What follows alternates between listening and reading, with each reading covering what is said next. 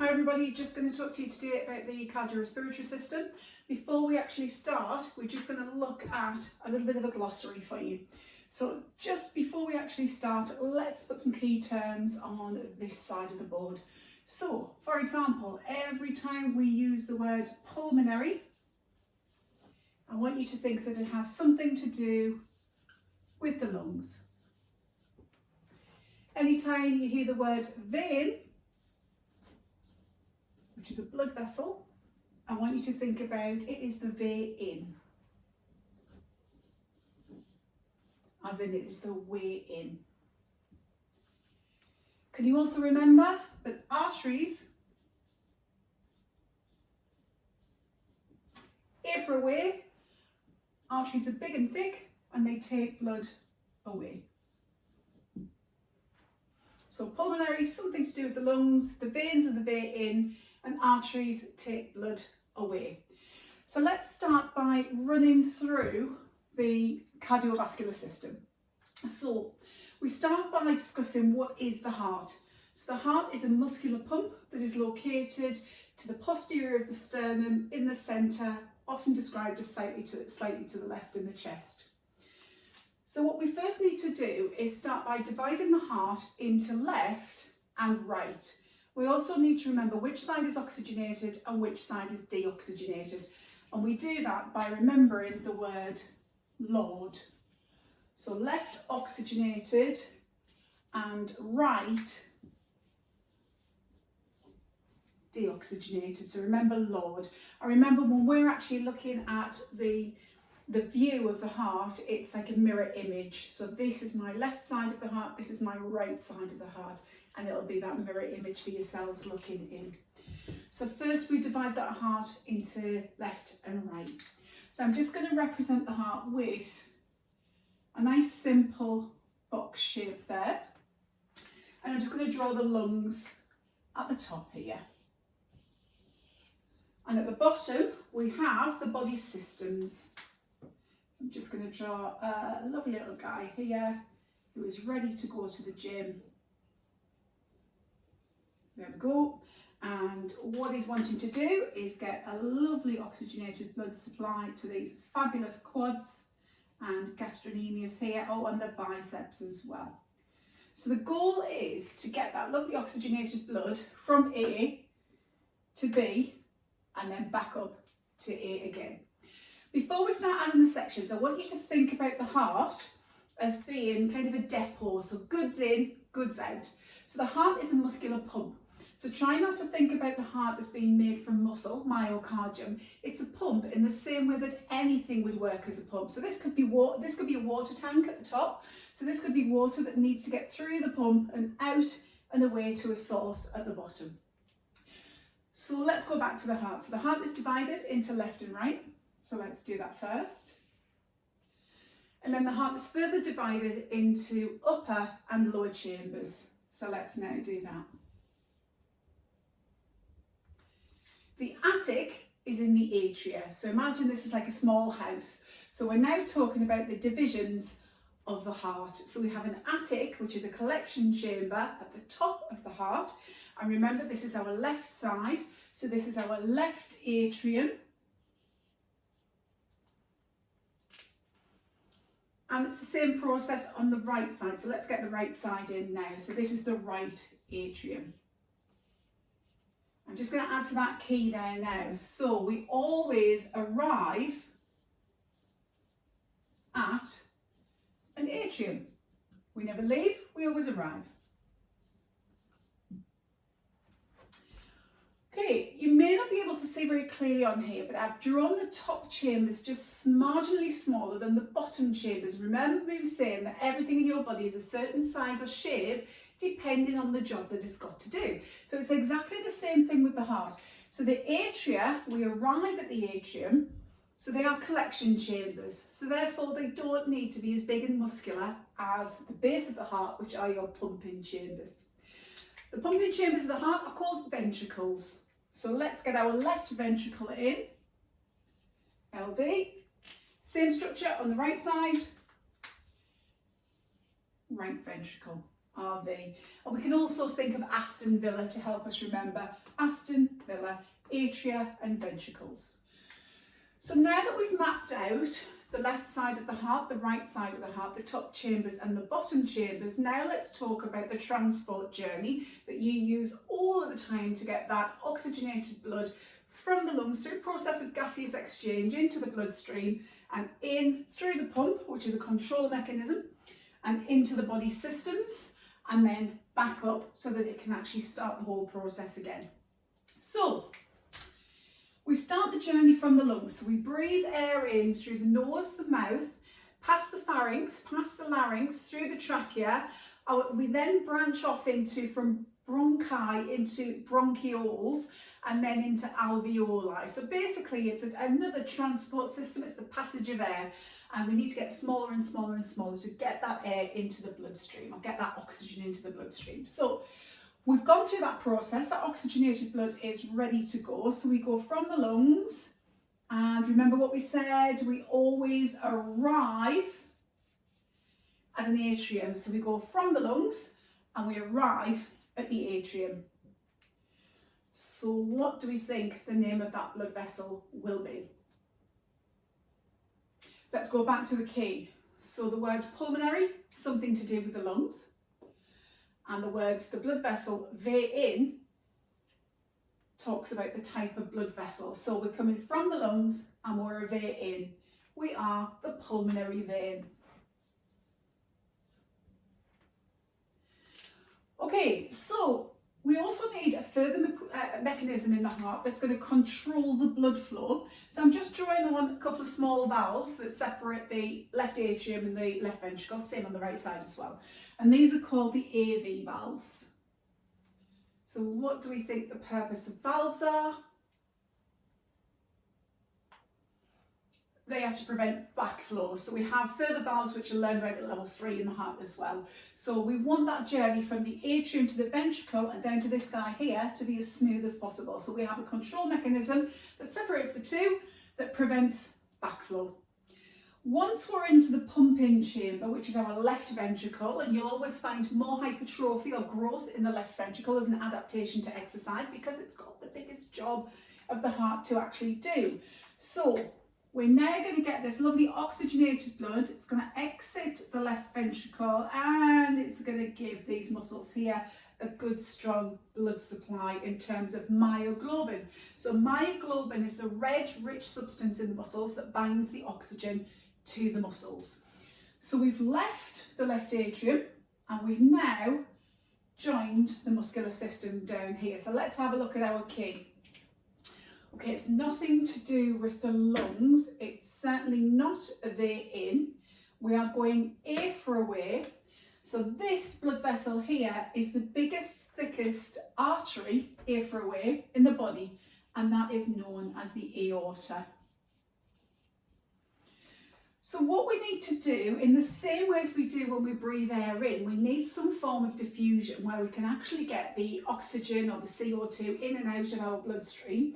So what we need to do is get this, if we think about it like a series of roads, side roads, motorways, every blood vessel or transporter has a different size or shape depending on its job. So we need to get this oxygenated blood into a smaller size or a smaller network so we can actually get it into the muscular tissue. So what we do is we just go into a smaller series of transport vessels. So from the aorta we go into arteries, from the arteries we go into arterioles, and then we go into one of the smallest, the smallest blood vessel, and that is your capillary. So with the capillary, they are known as being 1 cell thick because they allow things like gases and things like your myoglobin your oxygen to actually get through to the body's tissue. So we go aorta, arteries, arterioles, and then we go into capillaries.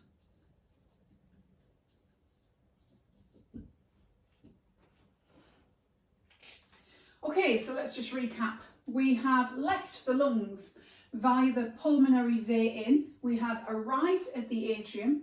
We've gone through the AV valves, we've got into the left ventricle, we've gone AFib away and left the left ventricle through the biggest, thickest artery in the body, which is your aorta.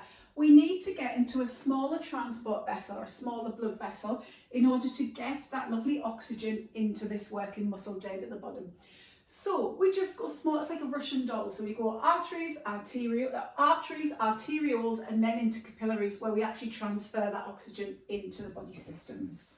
And if you notice, I keep using that term systems, and I will come back to that shortly. So that's half the story. Now we need to get back up so the whole process can start again. So let's think about this. This is goods in, goods out.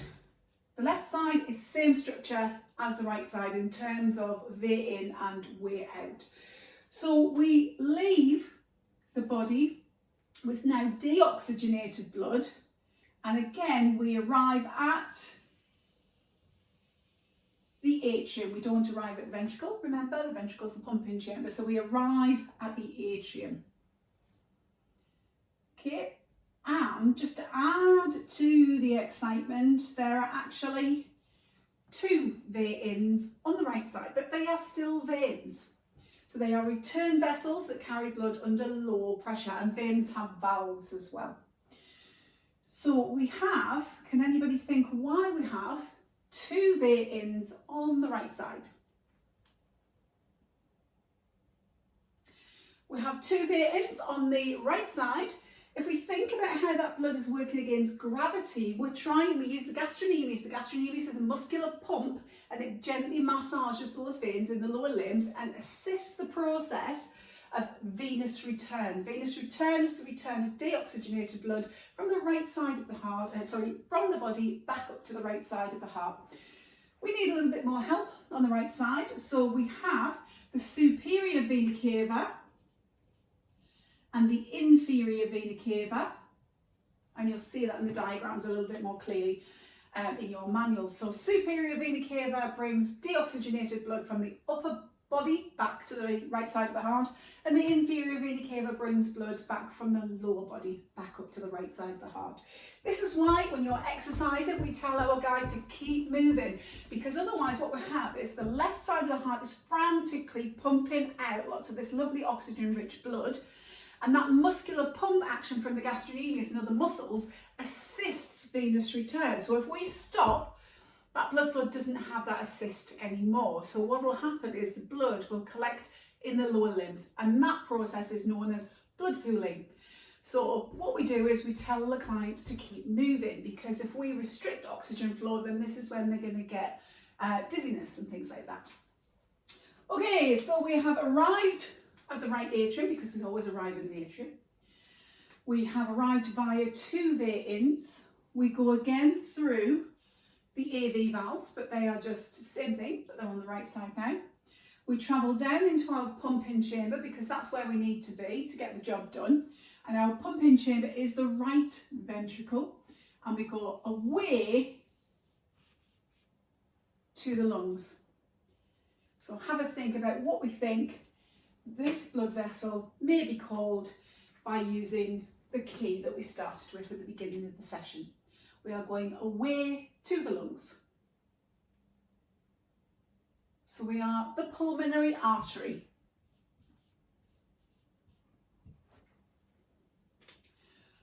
Okay, so let's just recap. Through the process of gaseous exchange, so air is breathed in through the nose and mouth, past the pharynx and larynx, passed down through the trachea, through the bronchi, into the branches of the lungs that link into the lungs called the bronchi. They split off even in further, like the branches of a tree, into bronchioles. At the end of these branches, we will have some alveoli, they're small air sacs. And from there, we have a capillary network, which is designed to actually be 1 cell thick to allow that lovely oxygen to get into the bloodstream.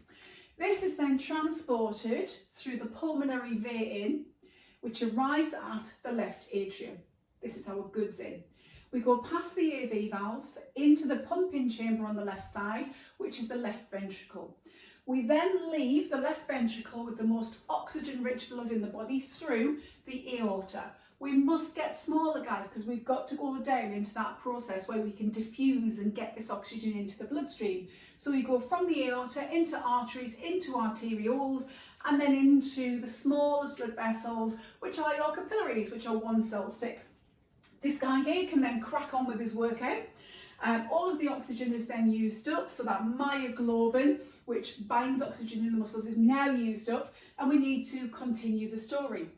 So we now have masses of deoxygenated blood that is desperately trying to get back up to the right side of the heart so that we can continue this process of circulation. We need a little bit more help on the right side. We're working against gravity, unlike the left side. So we need to use muscles such as gastrocnemius and other muscles to work as a muscular pump to try and get that deoxygenated blood back up. And we do that with a little bit of help with 2 veins on the right side. So we have the superior vena cava at the top and we have the inferior vena cava at the bottom. Superior returns blood flow from the upper body, inferior from the lower body. We arrive at the atrium, as always, into the right atrium via and then flip down through the AV valves, and then we're into the right ventricle.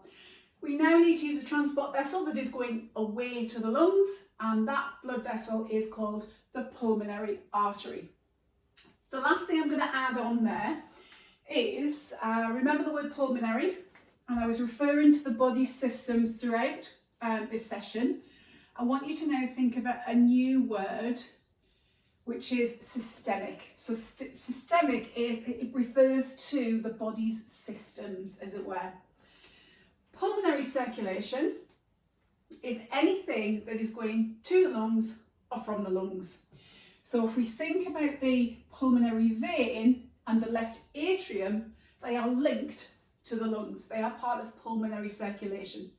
Whereas the left ventricle and the aorta, arteries, arterioles and so on, they are part of systemic circulation. They are going away to the body systems.